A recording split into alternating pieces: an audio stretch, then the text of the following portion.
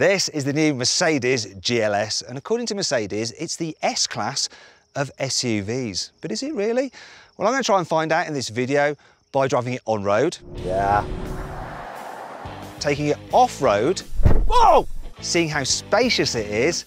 Whoa! Here we are. Trying out its technology. Yes! It's working! Taking it to the car wash. Using it to park a big trailer. No sake. Making it dance. Yeah! And of course, poking it with a stick. We have some real exhaust in there. Now guys, make sure you subscribe to this channel so you don't miss any of our reviews, and hit that bell icon so you're alerted when we make a new upload.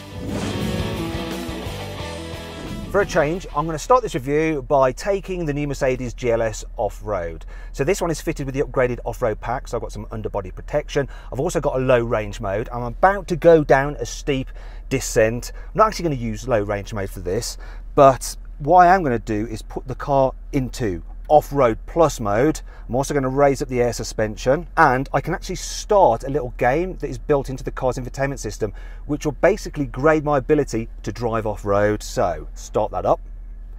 So we've got hill descent control, and it's slowing the car down. Now as standard, this model comes with air suspension, but you can upgrade it with something called E-Active Body Control. And it's a bit like what you had in the S-Class, where it can monitor the road ahead, and it uses a camera just up there to do that, and sensors in the body as well to know what the wheels are doing, and it can alter each wheel individually, and it figures out where I'm getting close to some bushes, so the car figures out what to do with the suspension to maximize traction at each wheel. What is remarkable is how comfy this is. Normally when you're off-roading, you're getting shaken around like this, but because you've got that system fitted to the car, it's working out what to do with the suspension, that it's just leveling it off and basically just walking me, a bit like a cat, down this steep hill. Now I'm getting some comments here on the screen saying, do not brake when descent control is operational, so I can just let the car do it. I was feathering the brakes, so I'll stop that and do as I'm told. Apparently the best any journalist has done down here is 70 points, and I'm on 28. I think I've got some way to go. So I'm being told now to steadily accelerate during axle articulation, because this is going to really test the car now, because this is very tricky. So I should accelerate slowly, apparently. The car's actually braking, and it's telling me to accelerate more steadily. I can't do it more steadily, car. So now it's getting pretty tricky. I'm going to take the car up into level 3. So here we go.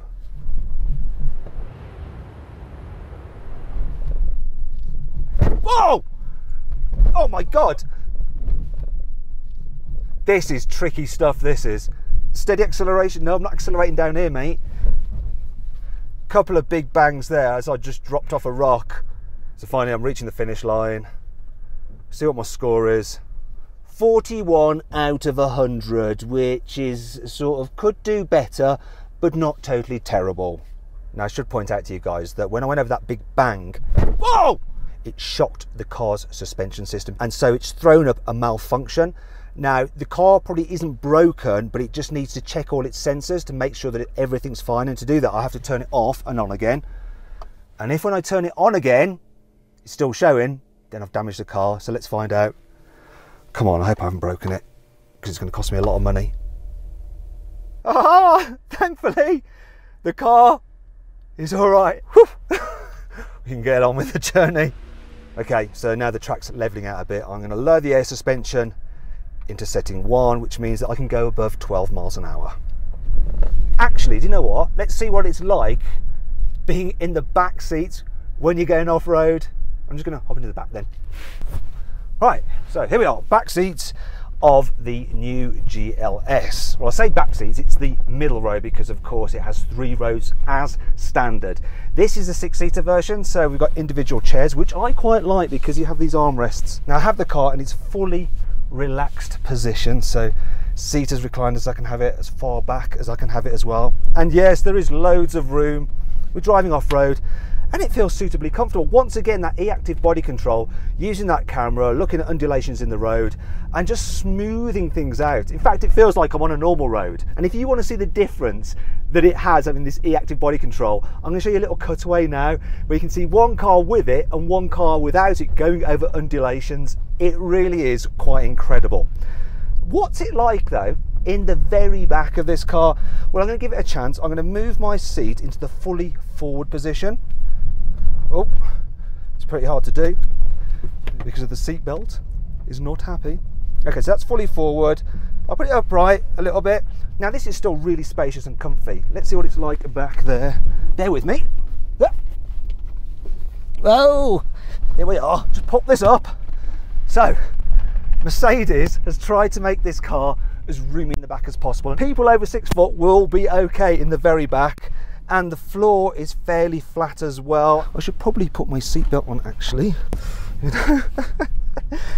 You have the largest panoramic glass roof fitted to any production car, apparently. There is one small complaint I have though. In a BMW X7 you have an extra portion here, which does make it feel a bit light in the very back of the BMW. In fact, if you want to see my full in-depth video review of the X7, just click up there on the pop-out banner to watch that video review. But I must say it's quite comfy back here. And we've got some mod cons, such as we've got 2 USB charging points there, another 2 over the other side. In fact, in total, this car has 11 USB charging points. So enough for everyone to charge their mobile devices. Now you might be wondering, wait a minute, this is a 6-seater. I thought the GLS was a 7-seater. Well, it is. You can get it with 7 seats as well. And if you get the 7-seater version, you can upgrade it to have a special rear infotainment package where you have a tablet in the center armrest, which allows you to control various features on the car. You can even control the massage function of the middle row seats if you have that fitted as well. So it's all super comfortable. And that's what Mercedes is about, comfort. Now I know what you're all thinking. Hell yeah, I want that e-active body control fitted to my GLS. There is one problem though. It costs around £7,000, which is a lot of money. But then it does include some serious componentry.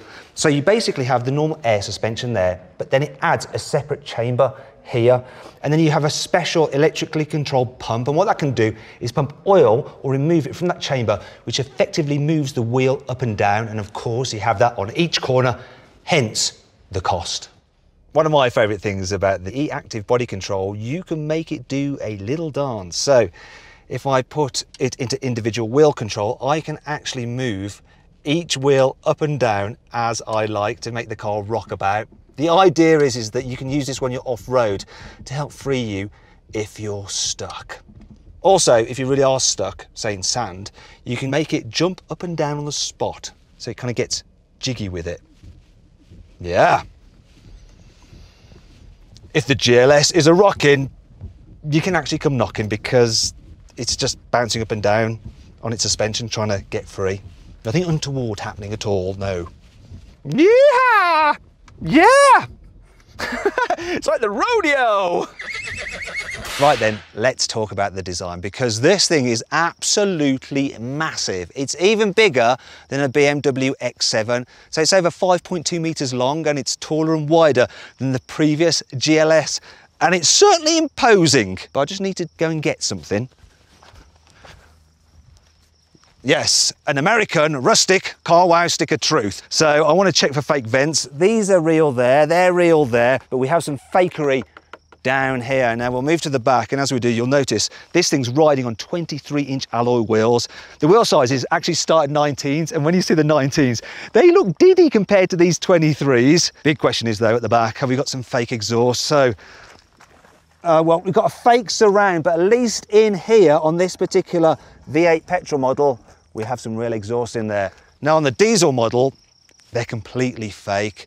And apparently there's a little bit of an internal argument going on within Mercedes. Some people want them to scrap the fake exhaust, whereas others want to continue. Now, why don't you send a message to them? So click on the pop-out banner up there on the top right-hand corner of the screen to vote if you think they should just scrap the fake exhaust, and I'll pass the results on to Mercedes. This GLS is absolutely packed full of kit to help make your life as easy as possible. So I've got the augmented reality sat nav. I'm approaching a junction, and rather than just telling me left or right on the screen, it's going to flip up a little live feed from a camera just up there, and then it's going to superimpose directions over it, and it's telling me to turn right with the graphic on the screen. So I cannot get it wrong unless I'm a total moron. Yeah. No comments about that, thank you guys. This particular car is also fitted with the Driving Assistance Plus package.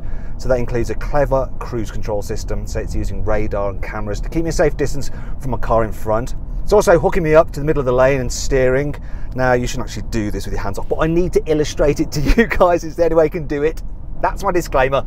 Don't do it yourself at home. Now, this system actually has another feature. So I've got a slow moving lorry in front of me, and if I put the indicator on, the car will use its sensors to check that the lane is clear next to me, and it's going to take me around that slow lorry.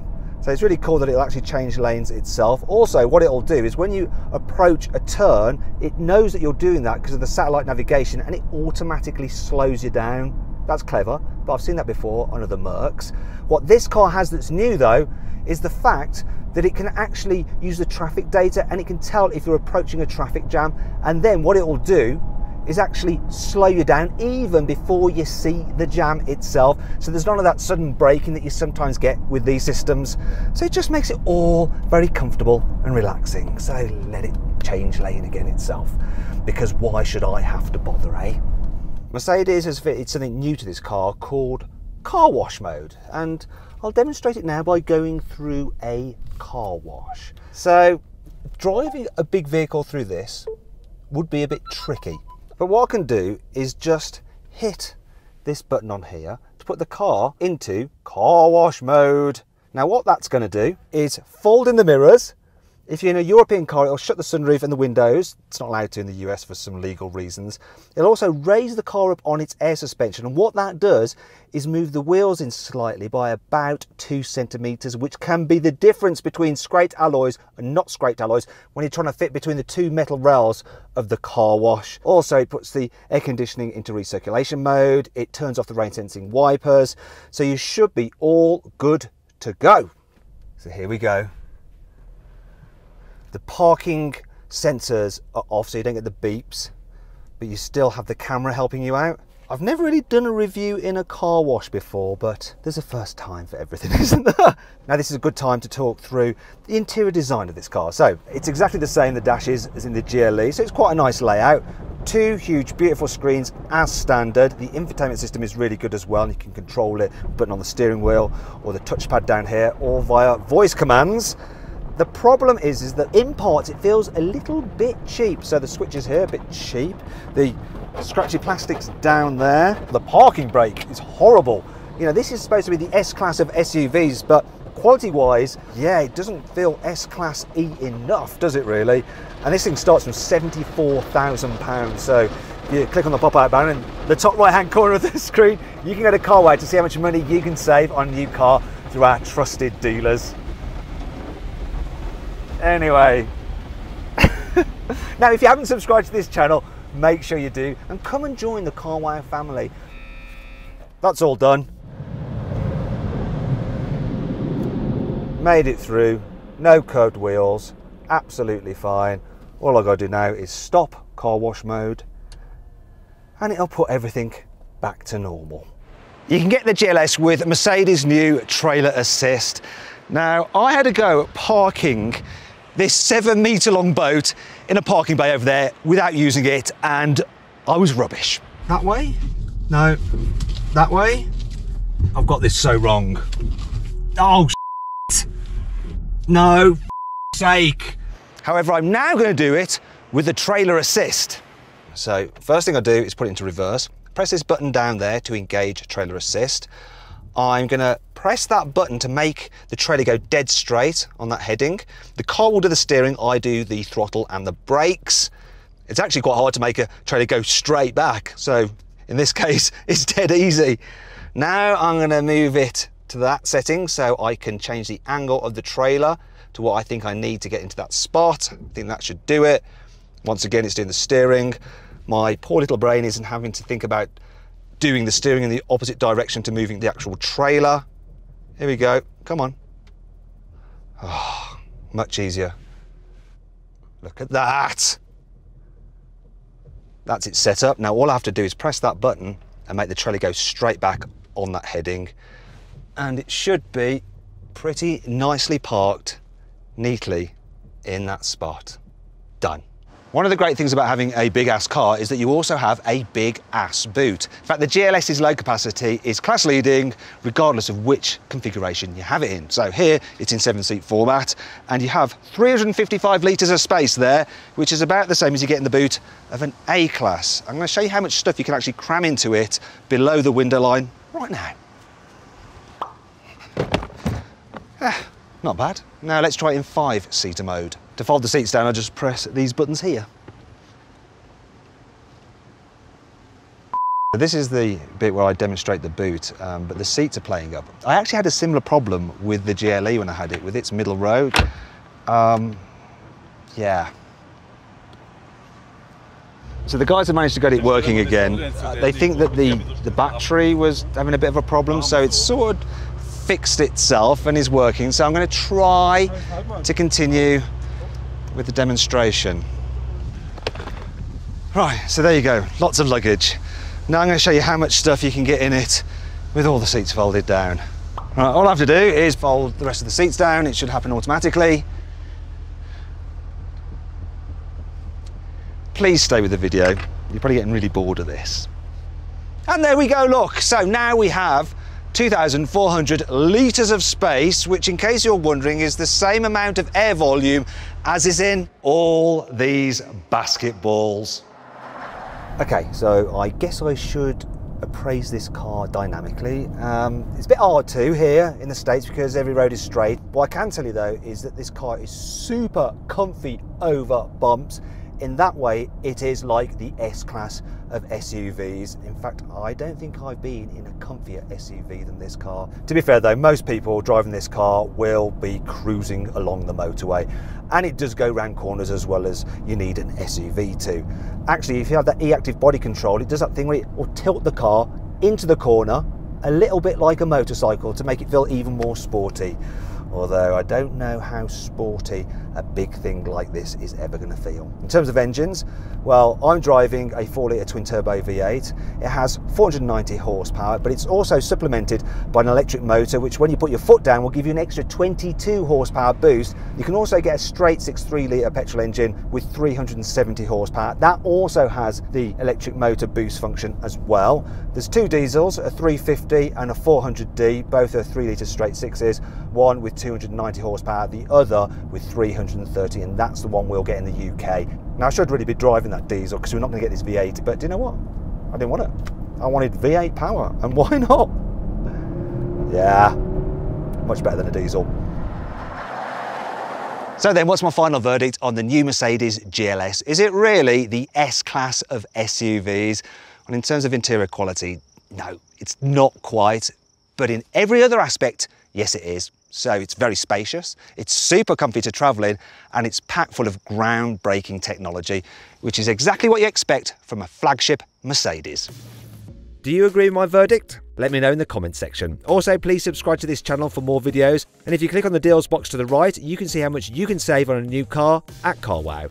Or click on the video windows below to watch another of my videos.